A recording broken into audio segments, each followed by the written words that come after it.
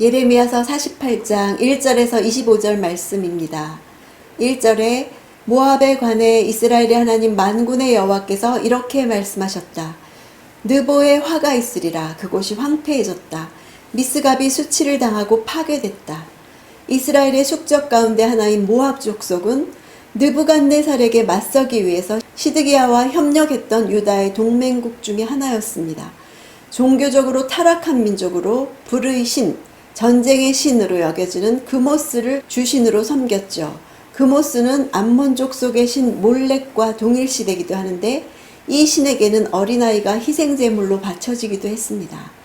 이런 패역한 관습을 가진 모압 족속은 이스라엘과 혈연적으로 가까운 민족이었고 요단 계곡을 사이에 두고 서로 볼 수 있을 정도로 가까운 이웃이었기 때문에 하나님은 이스라엘 백성들이 가나안에 입성할 당시에 모압을 침공하지 말 것을 명령하셨습니다. 그러나 모압은 이스라엘의 이런 호의적 태도에도 불구하고 항상 적대적인 감정을 드러냈고 결국에는 이스라엘과는 다른 민족들보다도 더한 원수가 되기에 이르렀습니다. 가장 먼저 언급되는 느보는 모압의 대표적인 성읍입니다. 미스갑은 요새, 망대를 뜻하는 단어인데 군사적인 거점 도시였습니다. 가장 강하고 방어가 잘된 군사적인 도시까지 다 점령되고 파괴될 것임을 예고하는 것이죠. 수치를 당하고 파괴될 것은 미래에 펼쳐질 일들이지만 완료형을 써서 하나님께서 그렇게 하실 것이 분명한 일임을 나타냅니다. 이를 예언적 완료형이라고 부릅니다. 2절에 모압이 더 이상 칭찬받지 않을 것이다. 헤스본에서 사람들이 모압을 몰락시킬 음모를 꾸밀 것이다. 가라, 저 민족을 끝내버리자. 만매나 너 또한 멸망하게 될 것이다. 칼이 너를 뒤쫓아갈 것이다. 모압이 칭찬받았다는 것은 모압의 명성과 영광이 컸다는 것을 의미하죠. 헤스본은 국경에 있는 도시로서 이곳에서 작전회의를 한다는 것은 이들의 멸망이 임박했음을 나타내죠. 역사적으로 본문의 예언은 그대로 이루어져서 헤스본이 점령된 이후에 결국 모압 전체가 바벨론에 의해서 멸망됐으며 모압은 다시 나라를 이룰 수 없게 되었습니다. 만멘 등 이후로도 모압의 많은 도시들을 열거하는 이유는 모압에 미치는 재앙이 너무 심해서 모압 전역에 어느 곳 하나도 하나님의 심판에서 결코 제외될 수 없기 때문입니다. 또한 모압이 반드시 멸망한다는 사실을 강조하기 위해서입니다. 6절에 도망가라, 내 목숨을 위해 도망가라, 광야의 덤불처럼 되라. 광야의 덤불처럼 된다는 것은 원래 벌거벗다에서 유래한 빈궁한 것이란 뜻이에요. 장차 바벨론이 모압을 장악할 때 모압 백성들이 각처로 도망해서 처량한 신세로 살게 될 것을 예언한 것입니다. 7절에 내 업적과 재산을 내가 의지하니 너 또한 포로가 될 것이고 그모스가 그의 제사장들과 관료들과 함께 포로로 끌려갈 것이다. 모압 백성들이 멸망하게 되는 원인이 나라를 지키려는 자신들의 업적과 재물에 대한 과신임을 지적하고 있습니다. 업적이란 단어는 난공불락의 요새를 의미합니다. 결국 그들은 튼튼한 성벽과 경제적인 부유함이 평화와 안정의 초석이 될 것을 굳게 믿고 우상시했기 때문에 멸망당하게 된 것입니다. 9절에 모압에 날개를 달아주어 날아서 떠나가게 하라. 그의 성읍들이 황폐하게 돼 그곳에 아무도 살지 않게 될 것이다. 날개를 달아주어 날아서 떠나가게 하라는 것은 바벨론에게 당할 재앙을 도무지 피할 수 없다는 역설적인 표현입니다. 10절에 여호와의 일을 게을리하는 사람은 저주를 받을 것이다. 칼을 갖고도 피를 흘리지 않는 사람은 저주를 받을 것이다. 이것은 모압을 멸망시키는 바벨론 군대에게 주어지는 말씀입니다.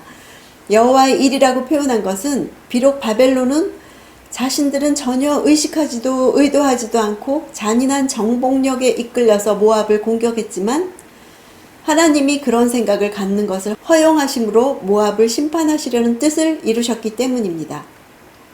17절에 그의 주변에 사는 모든 사람들아, 그의 명성을 아는 모든 사람들아, 그를 위해 애곡하라. 어떻게 그 강력한 지팡이가, 어떻게 그 영광스러운 막대기가 깨졌는가.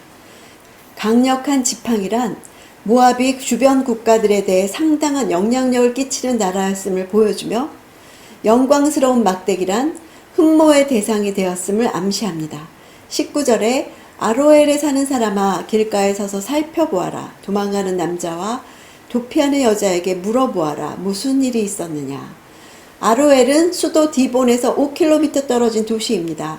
모압의 피난민들이 이 도시로 몰려들게 되자 아로엘에 거주하던 주민들이 그제서야 전쟁의 소식을 듣고 모압에 미친 재난에 대해서 알게 됨을 나타냅니다. 즉 재난을 제대로 파악하지 못한 사람들이 있을 정도로 모압의 멸망이 급박하게 진행되리라는 것을 나타내주는 것이죠. 20절에 모압이 수치를 당했다. 이는 그가 파괴됐기 때문이다.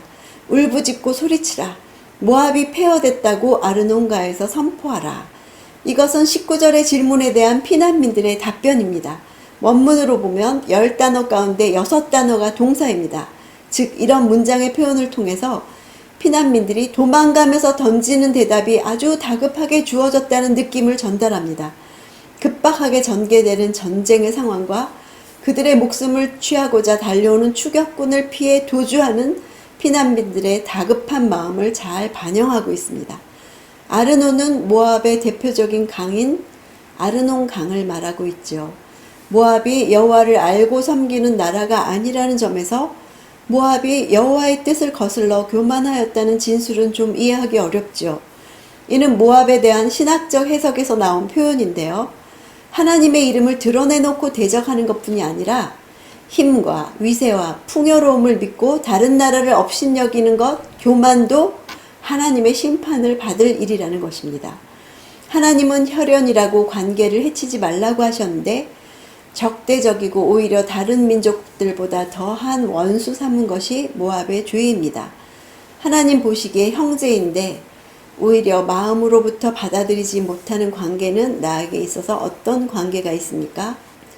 내가 사람들에게 칭찬받는 것, 내 명성이 있는 것이 나의 망하는 원인이 된다는 것은 하나님께로부터 온 것을 나를 위해 썼다는 것을 의미하죠. 하나님이 주인 되심이 나의 인생 목적이 되어야 할 것입니다. 오늘도 하나님의 주 되심을 위해서 사는 하루 되기를 원합니다.